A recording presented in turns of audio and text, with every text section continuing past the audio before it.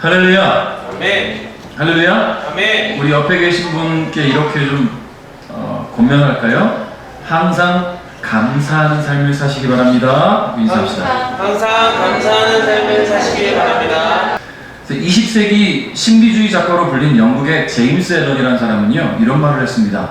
감사에 보답하는 것보다 더 다급한 임무는 없다. 막 아멘 나올 것 같죠?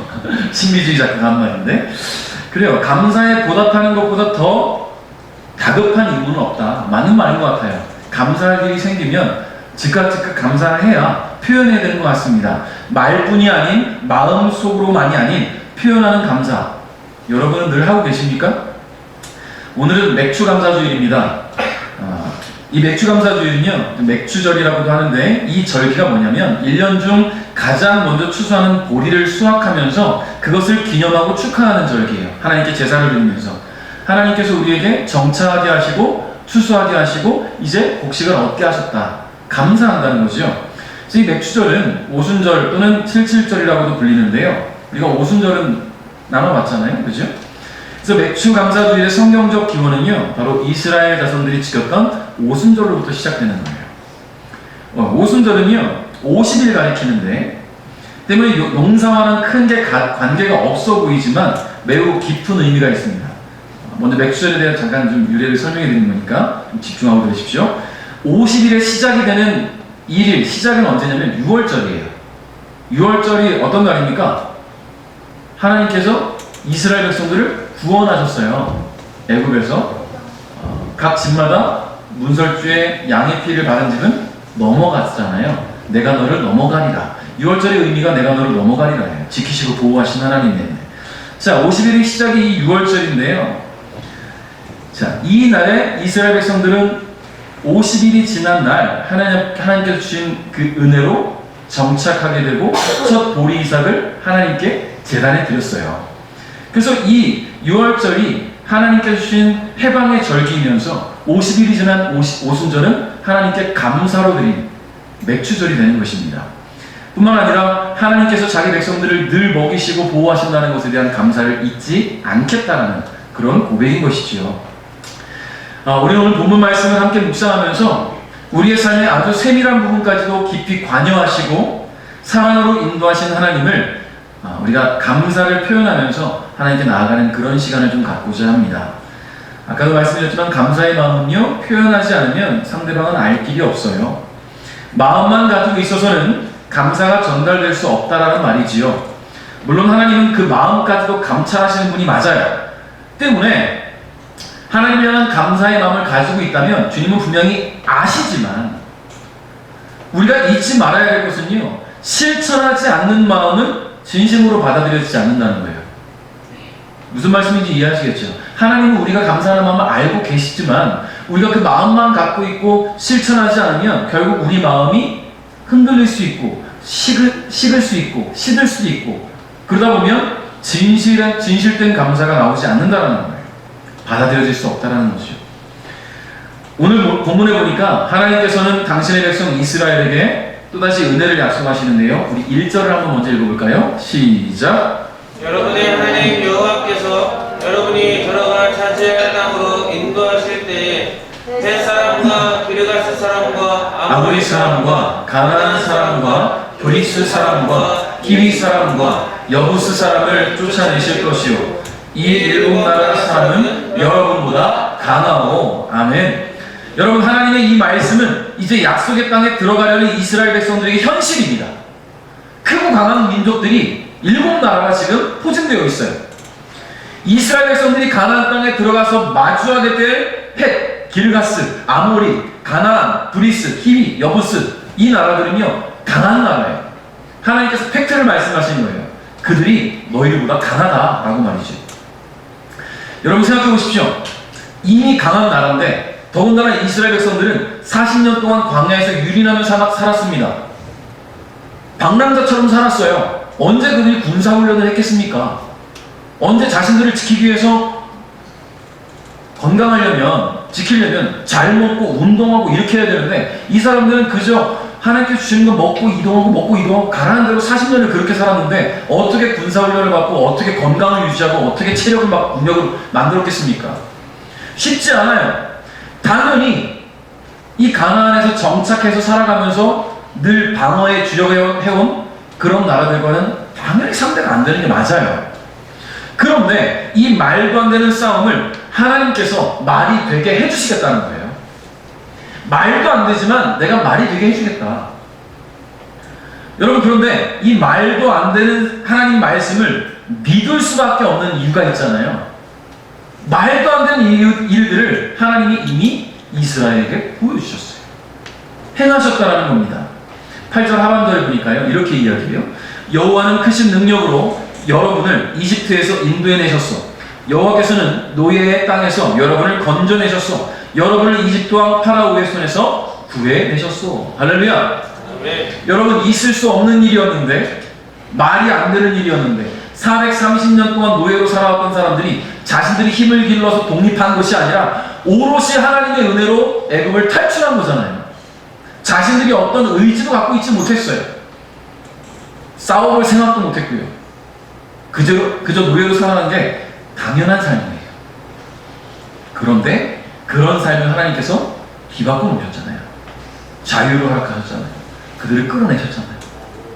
여러분, 오늘 여러분의 삶에 지치고 힘들고 고단하고 문제 있고 어렵고 건강의 문제로, 정신적인 문제로, 영적인 문제로 또는 물질의 문제로 여러 가지 문제로 고통받고 있을 때, 그래 나는 이렇게 살아야지, 이게 내 현실이지. 여러분, 그렇지 않아요. 하나님은 역전의 하나님이십니다. 반전의 하나님이세요. 내가 아무것도 할 수 없다고 포기하는 그 순간 하나님은 일하세요. 중요한 것은 하나님을 믿는 믿음이 변치 않는 한 말이죠. 다 포기하면서 믿음도 놓았다면, 하나님도 포기했다면 그를 위해서 하나님 일하시진 않을 겁니다. 믿음 있는 자를 하나님께서는 들어 쓰신다는 것을 여러분 기억하시기 바랍니다. 네. 여러분, 이스라엘이 가나안 접경 지역까지 오는 동안 40년 동안을 그들은 수많은 일들을 경험했어요. 아무런 노력도 없이 하나님의 은혜만으로 절대 빠져나올 수 없을 것만 같은 애굽을 탈출했고요. 뒤쫓아오는 애굽 군사를 피해 도망할 길이 없었던 이 이스라엘 백성들을 위해 하나님은 바다를 갈라주셨어요. 놀랍지 않습니까? 바다를 갈라주셨어요. 물이 없을 때는 물을 주셨고요. 먹을 것이 없을 때는 만나를 주셨고요. 고기가 땡길 때는 메추라기를 보내주셨어요. 너무나 큰 감사예요.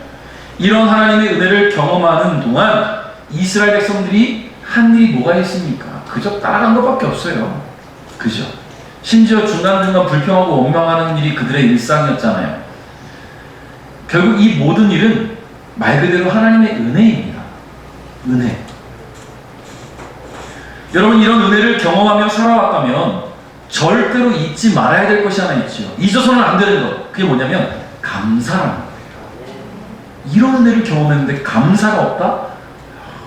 배운 방법이, 이런 배운 방법이 어디 있겠습니까? 이 모든 일을 행하신 하나님을 향한 감사, 여전히 사랑하시어서 곧 들어갈 약속의 땅을 주시겠다고 또다시 약속하신 하나님을 향한 감사. 여러분, 그렇습니다. 지금 이스라엘은 감사해야 돼요.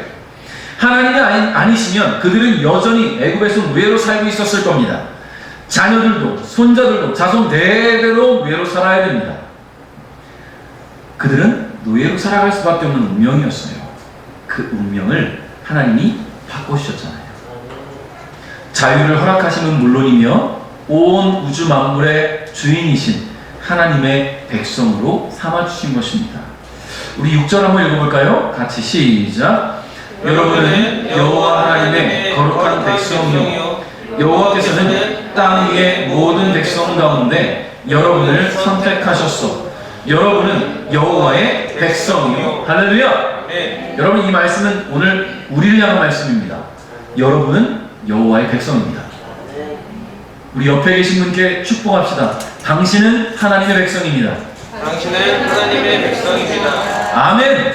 여러분, 크게 아멘 하시죠. 아멘. 여러분, 이것이 믿어진다면 두려울 게 없어요. 하나님의 백성은 두려울 게 없어요. 걱정할 것도 없습니다. 염려할 것도 없습니다. 정말로 하나님 편에 선 사람이라면, 하나님 편에 선 백성이라면 죽음, 물론 죽음이라는 게 다가오면 두려운 마음은 들겠죠. 그런데 거기까지예요. 왜냐하면 죽음 이후에 우리에게는 천국이 준비되어 있으니까. 확신이 있잖아요. 여러분, 세상의 수많은 나라와 수많은 사람들 속에서 특별히 구별하여 부르셨으니 이보다 더 감사할 것이 어디 있겠습니까? 8절 상반절에 이런 말씀이 있어요. 그런데도 여호와께서 여러분을 선택하신 것은 여러분의 조상에게 하신 약속을 지키시기 위함이며 여러분을 사랑하시기 때문이에요. 사랑하는 성도 여러분, 하나님은 저와 여러분을 사랑하십니다. 너무나 사랑하시기 때문에 선택하시고 구별하셔서 하나님의 백성이 되게 하셨어요. 선택받을 만한 어떤 자격도 조건도 없습니다. 우리는 그런 어떤 아무런 가진 것이 없어요. 오직 하나님의 은혜로 부름받았다는 거예요. 그러니 어떻게 감사하지 않을 수가 있겠습니까? 그러므로 오늘 우리는 주님 앞에 감사를 표현해야 될 줄 믿어요. 이스라엘이 하나님의 백성으로서 하나님 앞에 감사를 표현해야 했던 것처럼 오늘 우리도 하나님 향해 감사의 마음을 표현해야 합니다. 마음에만 두지 마시고, 마음에만 두고 하나님 늘 감사합니다, 마음에만 두지 마십시오. 말로만 하지 마십시오. 그 마음을 겉으로 표현하세요. 실천하세요. 자, 그렇다면 어떻게 감사를 표현할 수 있을까? 어떻게 표현할까요? 한번 예를 한번 들어드릴게요. 아까 우리가 영상 잠깐 봤는데 어린 학생들이 파출소에 찾아와서 경찰 아저씨 감사의 편지를 막 쓰고 막 드리고 막 수줍어 하면서 경찰 아저씨 감사해요 막 이러면서 왔어요. 자, 그런데 다음날 강력 사건이 벌어졌습니다. 청소년들이 또래단을 폭행하고 남의 옷을 갈취하고 술 마시고 마약을 하고 있대요. 이 파출소 경찰이 잡으러 갔더니 어제 그 학생이야. 그러면 그 감사가 무슨 의미가 있습니까? 안 그래요, 여러분? 그렇잖아요. 그 감사가 무슨 의미가 있어요? 요즘 학생들, 어린 학생들이 굉장히 강력 범죄들을 많이 저지르고 있어서 참 안타깝고 두려운 현실인데, 글로는 열심히 감사하다고 편지 써놓고 일상으로 돌아가서는 남이 하지 말아야 될 그런 범죄를 저지르고 있다면 그게 과연 그 감사가 진실된 감사겠습니까? 또 하나 예를 들어드릴까요? 어린이들이, 학생들도 칩시다. 어버이날 부모님께 감사 편지를 씁니다. 눈물 뚝뚝 흘리면서 편지를 주면서 카네이션 달아드리고 선물 드리면서 어머니 감사해요, 아버지 감사해요. 그러고 그 다음날부터 이제 또 PC방 가서 산다면, 공부에 공짜는 꺼내지도 않고 그냥 PC방에서 주구장창 산다면 프로게이머가 되겠죠. 여러분, 그건 정말 만분의 1, 100만분의 1일까요? 물론 그런 사람도 있지요. 파이커라는 유명한 프로게이머가 있더만요. 그 어떤 유명한 사람보다 연봉이 엄청 세더만요. 1년에 뭐 몇백억씩 번대요. 프로게이머. 게임 잘해가지고 그게 된 거예요. 여러분, 그런 사람이 나오려면 몇백만 분의 1이 돼야 그런 애가 나오는 거예요. 프로게이머 하겠다고 집에서 게임 열심히 해보십시오. 페인 되는 겁니다. 그러면서 부모님 사랑합니다, 감사합니다, 편지 쓰고 열심히 잘하겠습니다. 아니에요. 이건 진심이 아니라는 거예요. 제가 왜 이런 말씀을 드리고 있냐면, 감사를 표현하는 가장 좋은 방법은 순종이기 때문이에요. 순종. 내가 잘하겠습니다 했다면 잘하는 게 순종이에요. 그게 감사의 표현이에요. 하나님 내게 주신 은혜 감사합니다, 열심히 주를 위해 살아가겠습니다 고백했는데 주를 위해 안 살아간다면 불순종이죠. 그렇지 않습니까? 혹시 원치 않은 일이라도 감사하는 마음이 있으면 기꺼이 순종할 수 있어요. 하나님이 이스라엘을 향해서 놀라운 일들을 행하셨거든요. 그리고 여전히 그들을 사랑하셔서 그들이 가야 할 길도 예비하고 계셔요. 그러나 하나님께서 오늘 이스라엘에게 너무나 중요한 명령 하나 주셨습니다. 2절 3절인데 한번 읽어볼까요? 시작.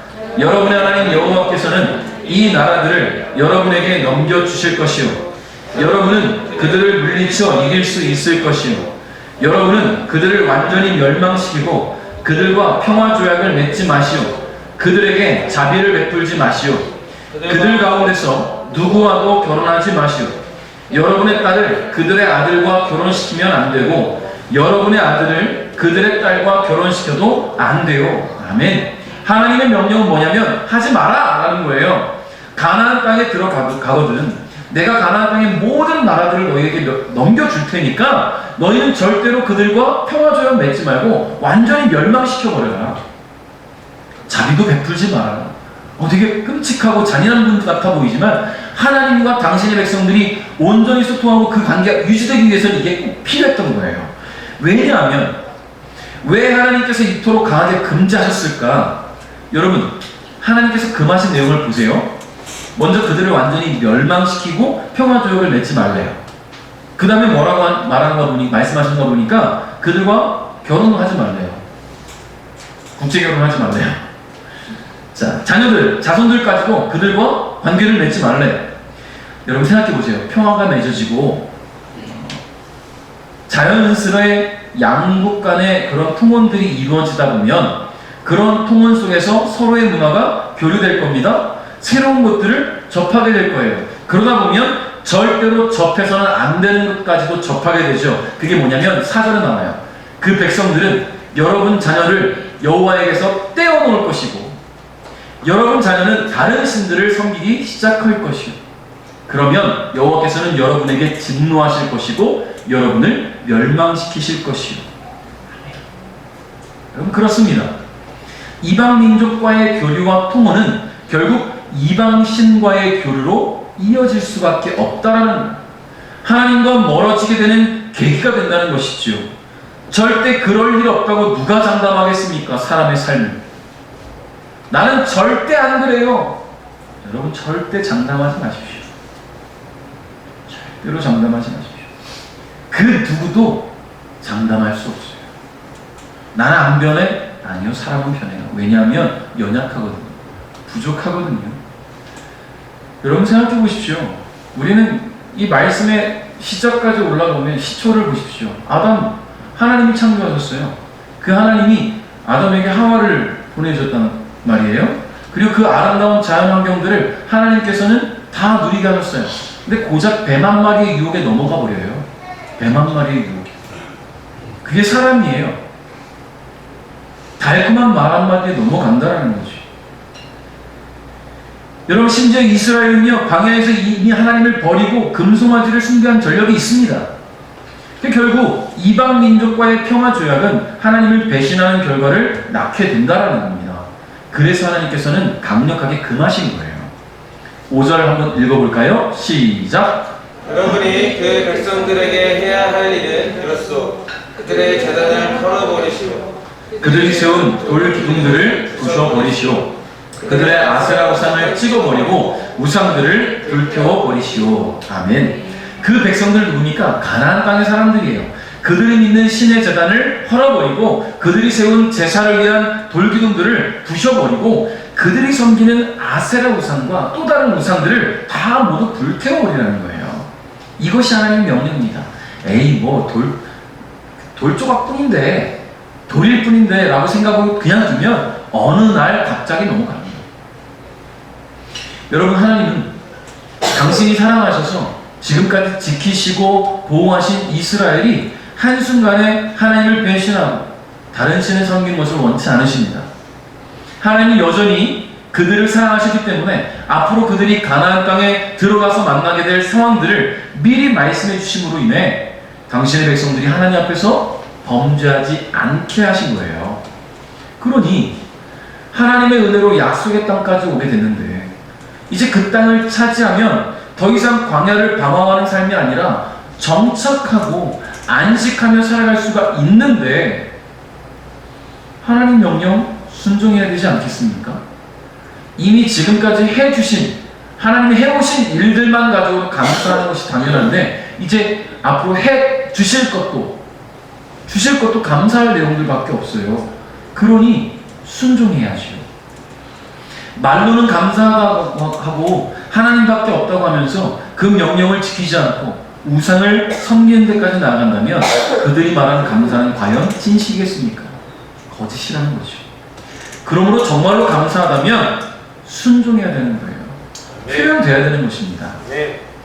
여러분 하나님은 하나님이 하신 일들, 즉 선택하시고 부르시고 구별하셔서 당신의 백성 삼아주신 것과 이를 위한 모든 과정에 있었던 하나님의 놀라운 은혜에 감사하며 순종하는 이들에게는 또 다른 약속을 주세요. 은혜의 약속. 그 약속 볼까요? 여러분에게 주시는 약속이에요. 9절 읽어봅니다. 시작. 그러므로 여호와 하나님이 참 하나님이신 줄을 아시오. 여호와께서는 신실하신 하나님이시오. 여호와께서는 자기를 사랑하고 자기 명령을 지키는 백성을 위해 천대에 이르기까지 사랑의 언약을 지키실 것이요. 아멘. 여러분, 자손 천대에 이르는 하나님의 은혜, 너무나도 큰 축복입니다.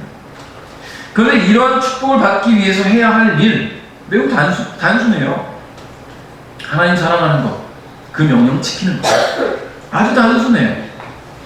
다시 말해, 감사하며 순종하며 살면 된다는 거예요. 그러나 하나님의 명령에 순종하지 않고 하나님이 기뻐하시지 않는 우상을 섬긴다면 하나님은 반드시 벌을 내리실 것이라는 그런 무서운 약속도 주셨다는 겁니다. 이것이 하나님의 약속이에요. 사랑하는 성도 여러분, 하나님의 은혜로 구원받은 우리에게 이 두 가지 약속이 동일하게 주어졌어요. 감사하며 순종하여 천대에 이르는 복을 받으시겠습니까? 아니면 말뿐인 감사와 불순종으로 하나님 내리는 저주를 기다리시겠습니까? 오늘 우리에게 주어진 선택의 기도에서 우리가 흔들리지 않기를 바랍니다. 할렐루야. 아멘. 간단합니다. 구원하신 주님께 감사하십시오. 그 감사의 마음이 정말로 여러분의 마음이 있으시다면 그 말씀에 순종함으로 표현하시기를 바랍니다. 한 가지 예화만 나누고 이제 말씀을 맺겠습니다. 1918년에 미국 미네소타주 보베이라는 작은 탄광촌에서 사진관을 운영하는 에릭 앤스트롬이라는 한 사람이 어떤 한 사람의 모습을 사진으로 찍게 되었어요. 어느 날 백발이 성성한 할아버지 한 분이 이 사진관에 들어왔는데요. 매우 백발이 형성하고 야위었고 남루한 모습이었어요. 그리고 몹시 지쳐 보이는 모습이었죠. 이 노인이 사진관에 들어와서는 잠시만 쉬어가도 되겠느냐라고 요청을 합니다. 사진사는 기꺼이 그러십시오 하고 의자를 들고 테이블 앞에 앉게 했습니다. 그랬더니 이 노인이 의자에 앉아서 테이블에 빵 반쪽과 스프를 꺼내놓고는 두 손 모아 감사 기도를 올리는 거예요. 이 사진사인 앤스트롬은 그 모습을 보고 작은 것에도 감사 기도를 드리는 이 노인의 모습에 큰 감동과 점유를 느끼고 그 모습을 사진으로 찍게 됩니다. 그가 찍은 이 흑백 사진을 그의 딸이 우연히 보고 너무 감동을 받고 위로를 받고 그것을 그림으로 그렸어요. 바로 이 작품인데요. 많이들 보셨지요? 혹시? 보신 분들 계실까요? 되게 유명한 작품인데 이 작품을 그 딸이 그렸대요. 여러분, 어떻습니까? 삶에 지친 노인이 주어진 잠시 쉴 수 있는 이 테이블에서 빵 반쪽 스프를 놓고 하나님께 감사의 기도를 올리는 것. 여러분, 하나님께 감사를 올리는 것은요, 결코 거창한 것이 아니에요. 작은 것에도 감사할 수 있는 마음, 하나님을 사랑한다면, 그분이 나를 구원하신 것을 믿는다면 우리가 그분께 감사하지 않을 것이 무엇이 있겠습니까? 죄로 죽을 우리를 불쌍히 여기사 예수님을 통해 구원해 주신 하나님 앞에 우리가 감사의 마음으로 순종하시기 바랍니다. 그래서 우리의 매일매일의 삶이 이런 감사들로 가득 찰 수 있기를 주님의 이름으로 축복합니다.